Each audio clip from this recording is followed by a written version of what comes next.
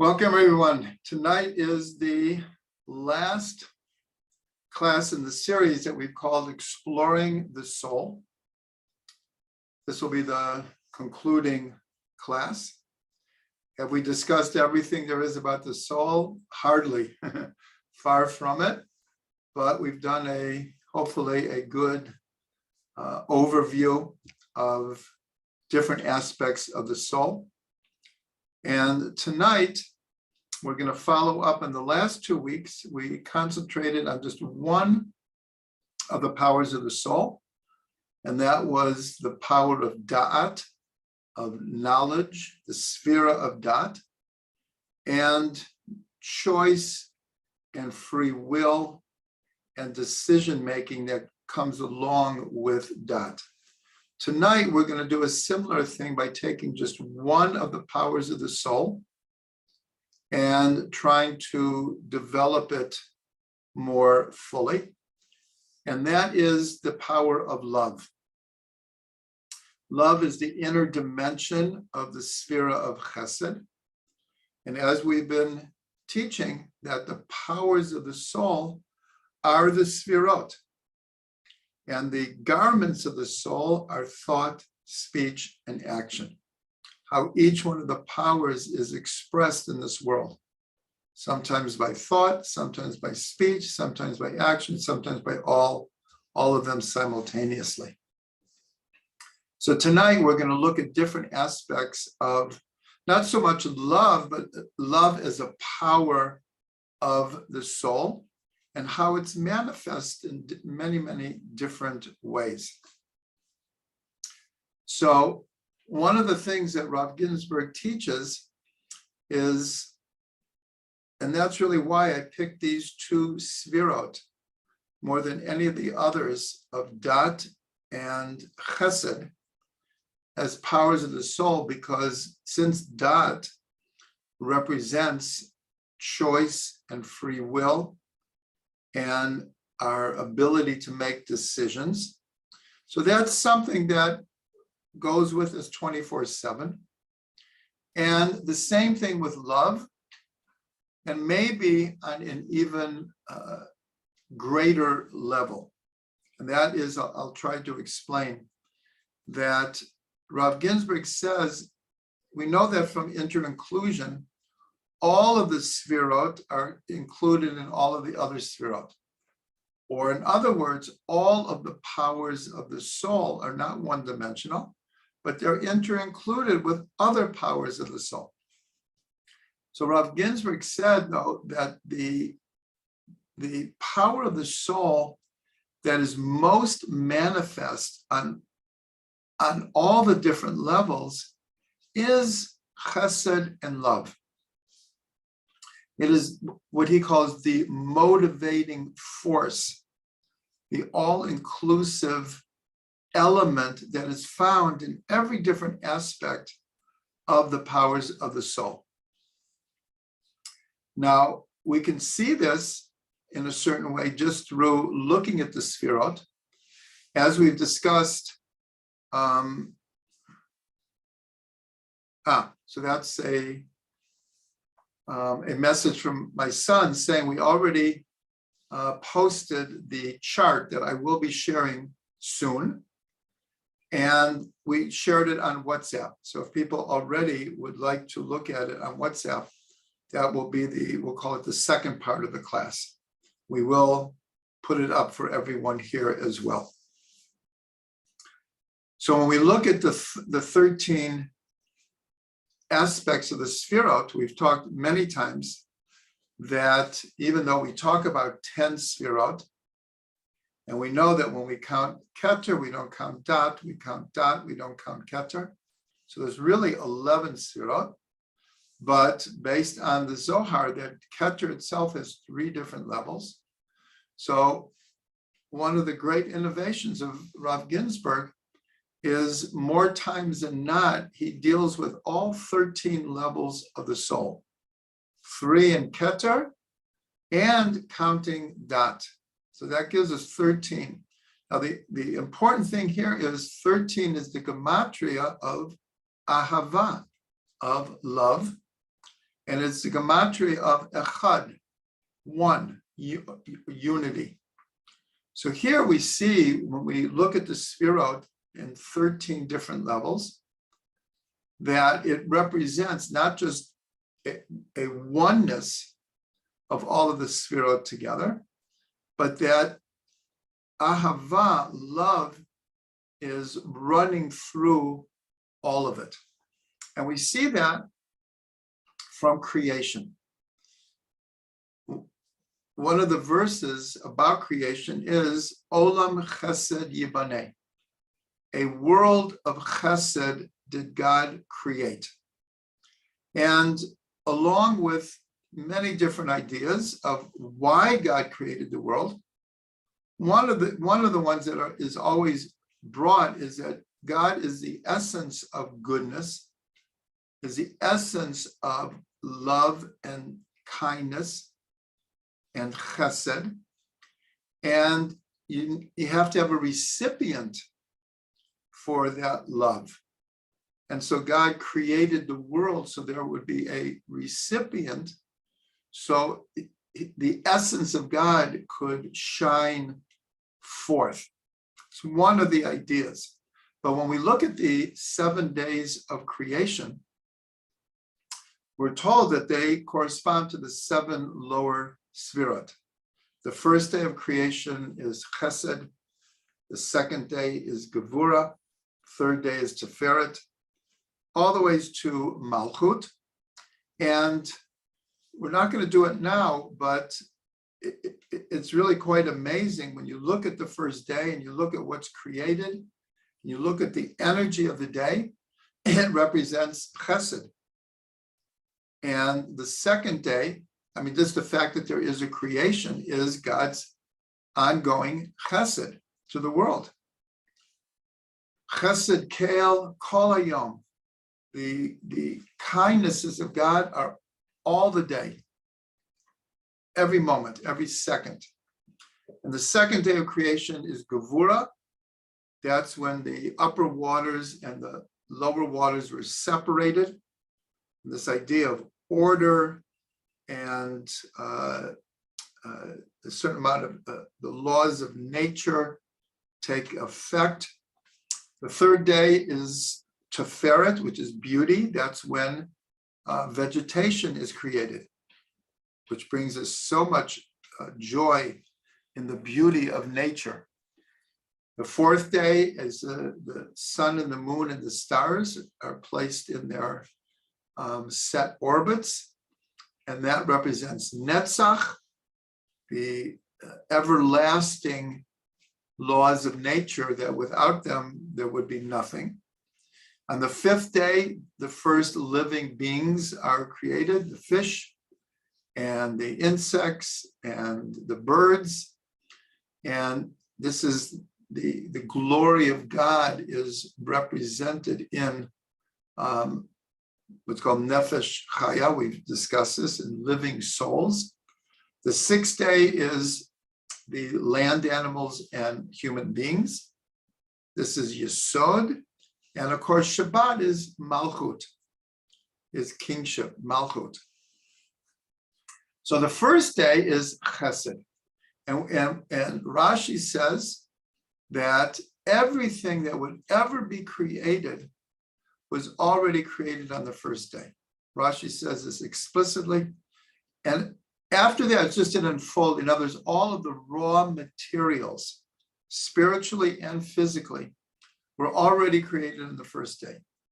And of course, this is very, very similar to the idea of the Big Bang, that all of physical reality, all of the universe, all of the billions of galaxies, all were contained in that seed that exploded and is still expanding.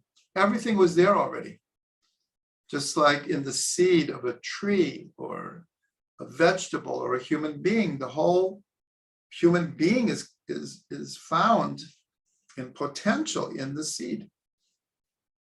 So the first day where everything that would ever be created is the day of chesed, is the day of ahava. So that's what Rav Ginsburg means, that of all of the powers of the soul, so it's chesed and love that is the most all-inclusive. Now, along with the 13 sefirot, 13 levels of the sefirot, there's another concept that has 13. Remember, 13 is the numerical value of ahava, love, and echad, oneness. And of course, love and oneness go together. So another concept that also has 13 levels are what's called the 13 midot harachamim, the 13 attributes of compassion. Compassion is very, very close to the idea of love and chesed. And just like the 13 levels of the sefirot, in a certain sense, represent a hishtalshalut, an unfolding of creation from above to below, from the, call it the spiritual, ethereal essence of the light of God that goes through many, many, many yiridot, clarifications and descents until the physical material world. So it's the same thing with the 13 midot harachamim. In Kabbalah, they're called the 13 parts of the beard. Now, this is very symbolic, but what it represents is the beard is in the head, and it represents the flow from above to below. And the 13 midot harachamim are the channels, just like the sefirot are the channels of God's light and energy. The 13 midot harachamim, or in symbolic Kabbalistic language, the 13 parts of the beard are channels through which God's energy comes into the world and maintains the world. Another place where we see this connection with chesed and creation and connected to the powers of the soul is after what we'll call it the first account of creation, which ends with Shabbat. So there's what's called the second account of creation, which begins Eila toldot shemayim va'aretz behi baram b'yom asot Hashem Elokim eretz v'shamayim. These are the generations of the creation of heaven and earth on the day that Hashem Elokim, first time in the Torah that both names appear, created earth and heaven. So we're going to look at the word Behi Baram, in their creation. Behi Baram, and there's a small letter Hey in Behi Baram. For those who come to our 70 Faces classes, so we learned about this small Hey in Behi Baram. And our sages tell us that you can take the same letters of Behi Baram and permute them, and it spells out Avraham. And of course, the midah, the attribute, the power of soul most associated with Avraham is ahava, is chesed.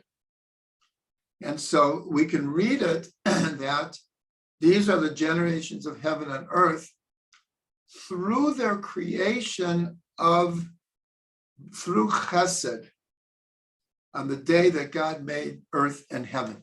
So here, Avraham is called the Merkava, the chariot of chesed, the chariot of love.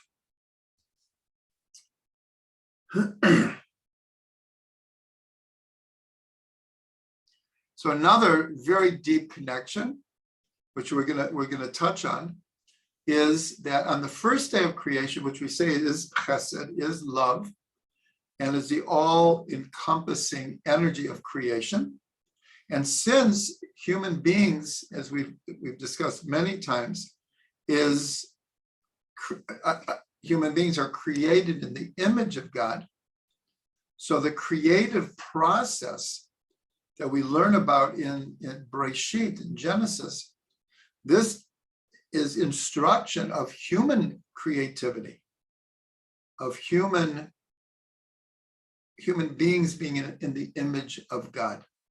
So on the first day of creation, the main creation is light. And the word light appears 5 times.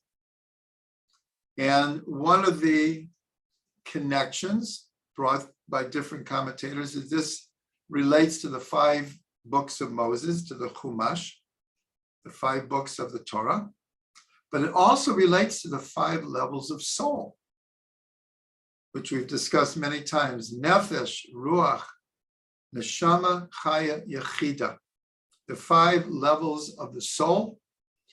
And this is connected to light. So here, there's a very deep connection of light and love.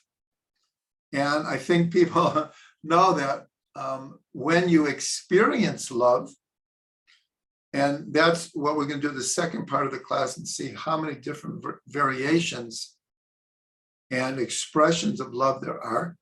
But when we feel love, we feel light. We experience light. So this is connected to a beautiful acronym that Rav Ginsburg gives over, that Ahava, those 4 letters, Aleph and Hey, and Bet and Hey, excuse me,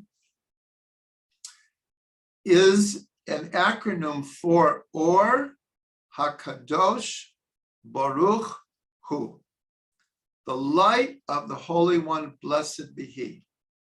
The Aleph is Or, the Hey is HaKadosh, the Bet is Baruch, and the final Hey is Hu. Or HaKadosh Baruch Hu is the acronym of Ahava. And this we see on the first day of creation, where the first creation is light, but we've identified the first day of creation with God's chesed. And since everything that would ever be created in the physical world and the spiritual world is a manifestation of God's love and chesed, so this influenced the human soul, this connection of love being the motivating force of the soul in all the sefirot. So this is very, very important ideas. Now there's one more idea, and this is that at the end of the book of Midbar, of Numbers, the Torah recounts 42 different places where we camped in the desert during the 40 years. And there's much symbolism about this and much to say. The Baal Shem Tov taught that this is symbolic of the journey that every person takes in this world. Of course, everyone's journey is different, but the symbolic idea of 42 stops and encampments in the desert is connected to each person's journey through this world. So Rav Ginsburg points out an amazing thing, that the root word of love, Aleph, Hey, Bet, in different forms, in different tenses, appears exactly 42 times. And in one of his books, he actually goes to all 42 times that the root word of love appears in the Chumash. And he just makes a simple and deep connection that all of the journeys in the desert is in the context of God's love. Just like the journey of the soul in this world is an expression of God's love for each and every one of us. So these are very, very beautiful ideas. And the last idea before we get to the chart that I'm going to share is that we said there's a deep connection between light and love. And one of the many places that this is manifest, is in Shabbat. Now we know that we begin every Shabbat, especially women who light candles, and with this motion bring infinite light into the physical world, because that's what Shabbat is. We're told that the infinite light of God of the first day of creation was hidden away. And so they asked, well, where was it hidden? So different people answer different ways, but most answer in the Torah, in Shabbat, in the menorah, in the Chanukiah. So when someone learns Torah on a deep level, we are connecting to the infinite light of God. And the same thing with Shabbat. When we experience Shabbat in the deepest way, we are connecting to the infinite light of God. Now we see this in a beautiful mirror image, because the numerical value for Shabbat is 702. And those numbers reversed, 207, which is the inverse of 702, is light. Light is 207, or, but it's also the same gematria, 207, of Ein Sof. So here we have light and Shabbat really go together. We bring in Shabbat with light, we usher out Shabbat with light, and the whole experience of the soul on Shabbat is 1/60th of the world to come, of the infinite light. But there's a midrash that says, God says to the Jewish people, I have a very, very special gift that I keep in my most hidden treasury, and Shabbat is its name. So here, the fact that God gave us Shabbat is an expression of God's love for the Jewish people, and hopefully, ultimately, for the whole world. As Reb Shlomo used to sing, the whole world is waiting to sing the song of Shabbat. And Bezrat Hashem, when Mashiach comes, there will be an experience of Shabbat that the whole world can share. Okay, so that is our introduction to light. And now what I want to do is I'm going to share a chart with you that is from Rav Ginsburg. And it is going to show 13 different relationships of love. So here I'm going to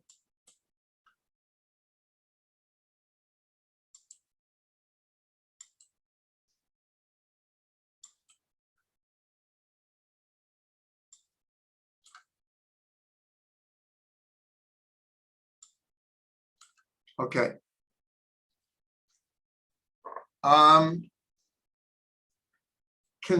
Can someone indicate that you see the chart? Because remember we had a problem last week.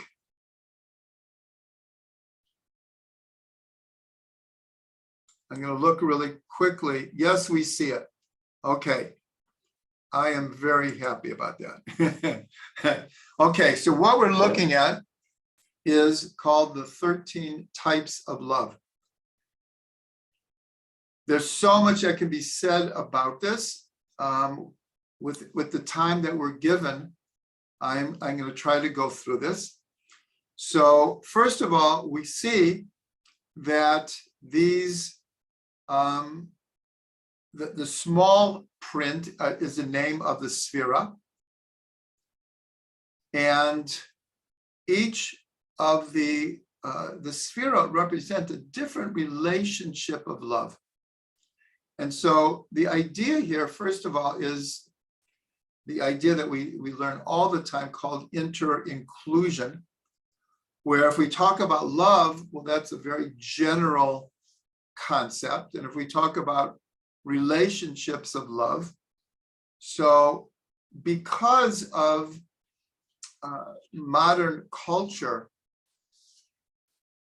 most people, if you say the word love, most people think of love between a man and a woman, marital harmony, falling in love.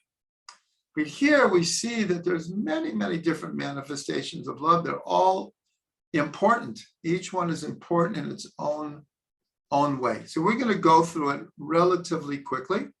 But first, I want to go through I guess it's the right-hand column on the chart. And this talks about 4 basic types of love. This is a very important teaching that Rav Ginsburg gives over very often. And if we start at the top, in Hebrew, it's called atzmi, self-reflective love. And this is what's called the love of God. Why is it called self-reflective? Because since we are created in the image of God and we are animated, we all have a spark of God. So our love of God in a way is very connected to self-love. And self-love is very connected to love of God. The next one is an intellectual type of love. And this is called muskal, from the word seichel. And this is represented by love of Torah. As we're going to see, each one of these has relationships that we will discuss in a minute. So we start with the love of God, and then it's the love of Torah. This is an intellectual type of God. The first one, the atzmi, comes from the essence of the soul. Comes from the absolute essence of the soul. Here, this is coming from the intellect, our love of God. The next one is an emotional type of love. This is called murgash, from the word regesh, which means feeling, emotions, feelings. And this is the love of Israel. And then the next one is called a more innate or behavioristic kind of love. And this is called the love of the land of Israel. And then when we get down to Malchut, so even though Keter is the highest of the sefirot and Malchut is the lowest, we always put them together because what does a king wear? A crown. Keter Malchut, the crown of kingship. So here again, we have what's called self-reflective. And this is also love of God, and we'll see how that is manifest.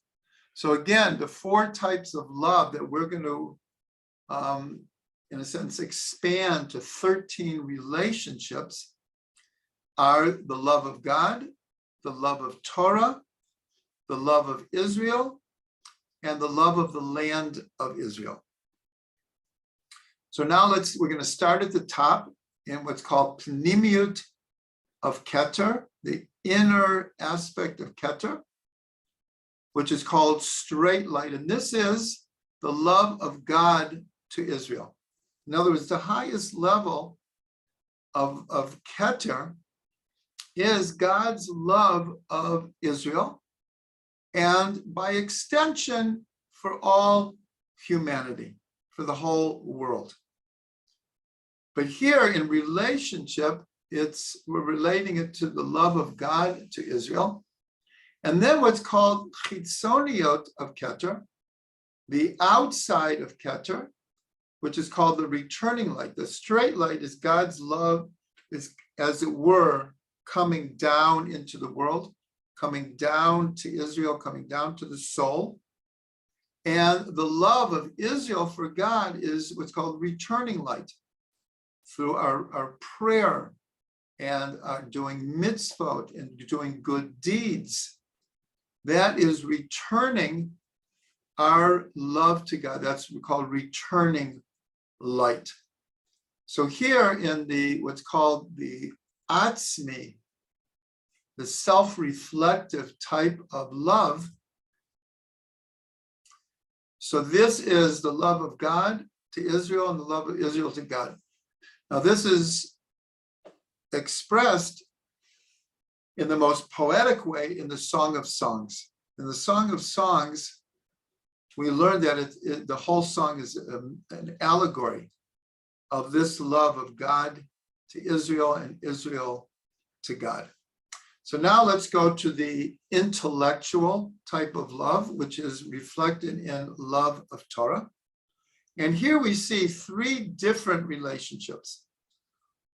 In Chachma, wisdom, this is the love of the teacher to his or her students. In Bina, this is the love of the students to their teacher.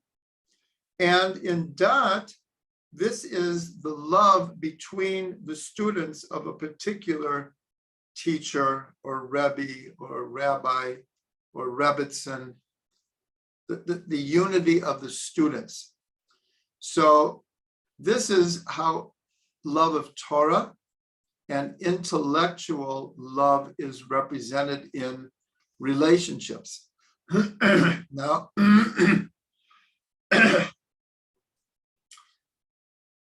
these three relationships are so critical and such a part of Judaism. But for many, many, many people in the world, this is a missing aspect of people's lives. In other words, a lot of people, once they're through with school, and for most people, everyone has their favorite teacher along the way, or a teacher that made a big impression, had a great influence. And these are really important. But a lot of people, I would say that most people in the world, once you finish school, college, whatever, there's no longer this relationship. In Judaism, it's absolutely critical to continue to have a Rav, to have a mentor, to have a teacher. And the type of love here that we're talking about is very, very similar to a soulmate kind of connection. Because if one has a Rav or a Rebbe, this is a lifetime commitment. And it's on the side of the Rebbe or teacher as well. It's not like just people come to classes and then there's no relationship, there's no continuity. But throughout Jewish history, throughout Jewish tradition, there's this constant emphasis on the importance of these kind of relationships, of the teacher to the student to the teacher, and among the students themselves. And the Arieh once made a statement that one of the reasons that Mashiach is not coming is because there's not sufficient dibuk chavirim. Dibuk chavirim means students that love each other. We know the whole story of the 24,000 students of Rabbi Akiva. Whatever their lacking was, there was some honor or love or feeling of unity that was lacking between them. So this is also a very, very important thing. In Hasidic tradition, the idea of what's called a hitva'adut, of a verbringen, is so important because this is when the Rebbe and the students get together, and the atmosphere is one of creating unity, of singing together, sometimes making l'chaims together, dancing together, listening to the teacher and absorbing it all together. So that's the importance of hitvadut, of the unity of the students with their teacher. So the Talmud is full of stories for the good and the not so good about these relationships. Many, many stories when this kind of relationship was not fulfilled in the proper way, and other many, many stories of the beauty and the clinging between student and teacher. And as I said, in ideally, these are lifetime relationships. In fact, in one place in the Gemara, it says that a student doesn't really understand completely the teachings of their Rabbi till 40 years. In other words, it takes 40 years of a deep love relationship for finally the student to really be able to absorb what what their Rabbi is teaching them.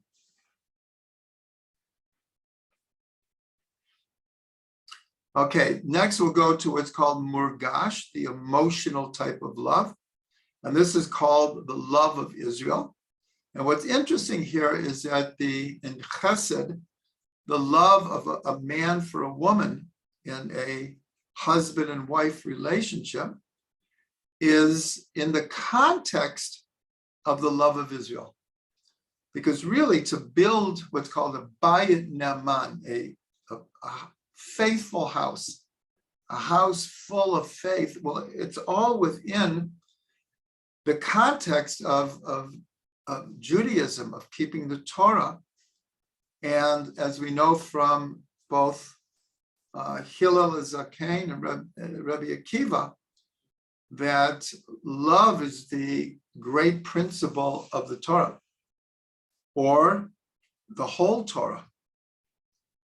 So the love of husband for wife, which is an emotional type of love, it can be intellectual as well, and it can be innate, but it's in the category of a fiery type of love. So this is chesed, and the love of a woman and to her husband is on the side of gevura. Remember, the right-hand side of the sefirot always represents the masculine energy, and the left side, the feminine. So that's why we have here, and that's why the teacher is on the side of the masculine, and the student is on the side of the receiver, of the feminine. But we also know a famous expression is more than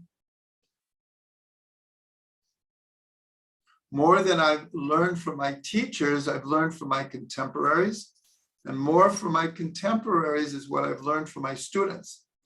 So the giver and the receiver, it's not always black and white. It's not always black and white.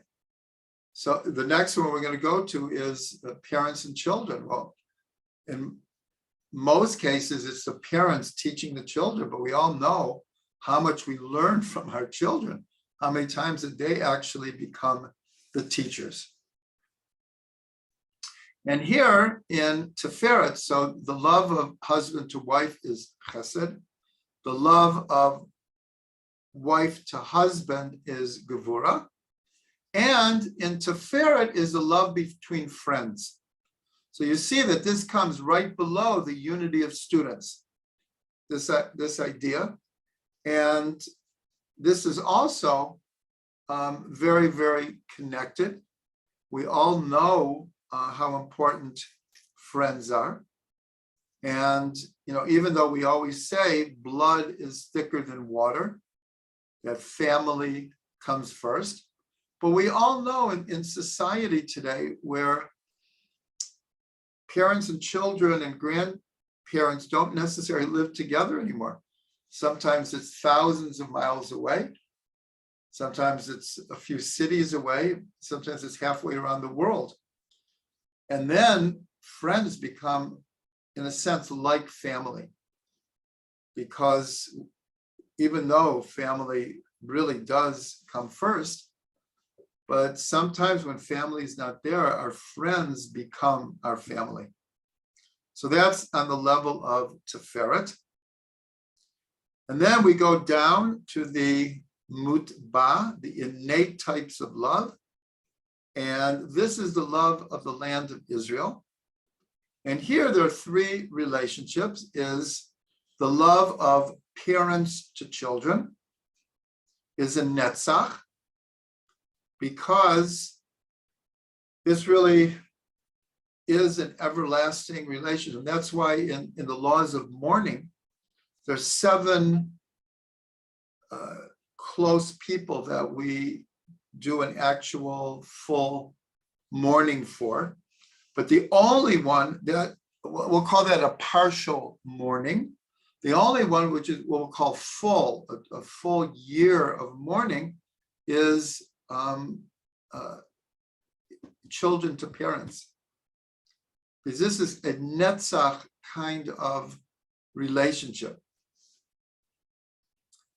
So this is the love of parents to children. And every parent knows it doesn't matter how old you are and how old your children are. When parents are, let's say, in their 70s, 80s, 90s, and their children are in their 50s, 60s, and 70s, they're still their children. It doesn't matter how old your child is. Your child is always your child. And your parent is always your parent.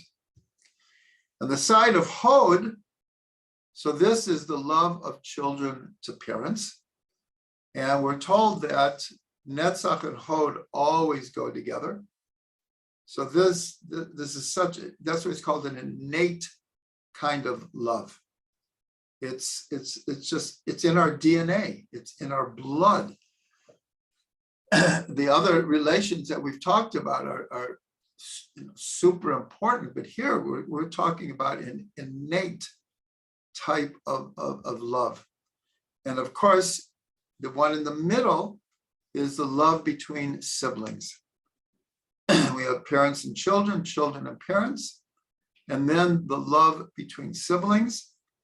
And we know from the Torah how challenging sometimes that is. There's so many cases in the Torah of sibling rivalries. But when it works is Hine matov uman naim shevet achim gam yachad. How good and how pleasant it is when brothers and sisters can sit in peace. And the last love is a reflection of the highest love. Again, it's called atzmi. And this is in Malchut, because Keter and Malchut, even though they're the opposites, above and below, that's why we say the end is wedged in the beginning and the beginning in the end. So this type of love of God, so this is reflected in the love of the king to his people. Now this relates to God as king. 100 times a day we say Baruch atah Hashem Elokeinu Melech Haolam, that we refer to God and relate to God constantly, 100 times a day as the king, our king. But it's also a human king, because we're told that ideally, at least, we know from the Tanakh how many not so good kings there were. But there are also many, many good kings. And the king, just like the Kohen is the representative of God to the people, and the representative of the people to God, so the same thing with the king.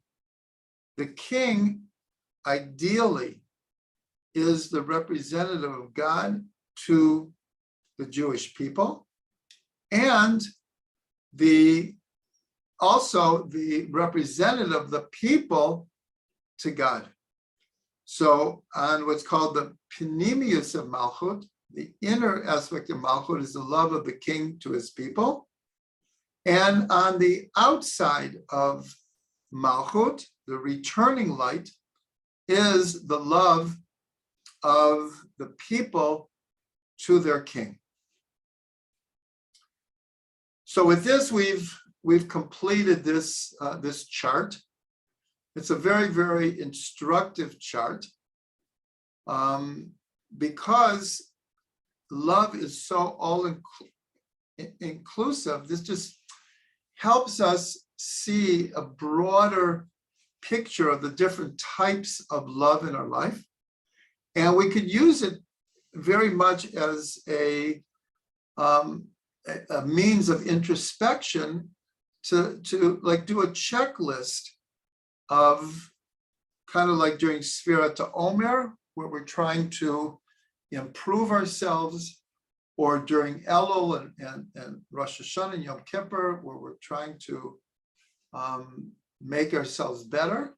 It could be like a checklist of each one of these loves. We could ask ourselves, am I fulfilling to the most complete degree how I could express these types of love in my life to God, my love of Torah, my love of teachers, my love of fellow students, husband and wife, wife to husband, friends, parents, children, siblings. All of these different ones were not perfect. And we all know that some of these relationships are not always smooth and not always easy. Nonetheless, this is a good holistic way to look at love, going through 13 levels. There are 13 different relationships mentioned here, and that represents love. So with this, we are going to conclude our mini-series of exploring the soul.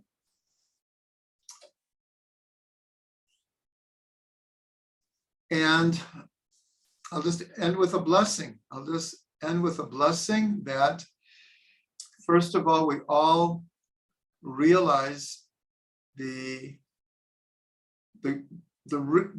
deep meaning of being created in the image of God, and that we understand the incredible power and opportunity of the soul in this world, in our bodies, in this journey through life, that we appreciate the opportunity to express ourselves in thought, speech, and action, and to take our potential, take the powers of the soul, and to try to express them and activate them and fulfill them to the greatest degree.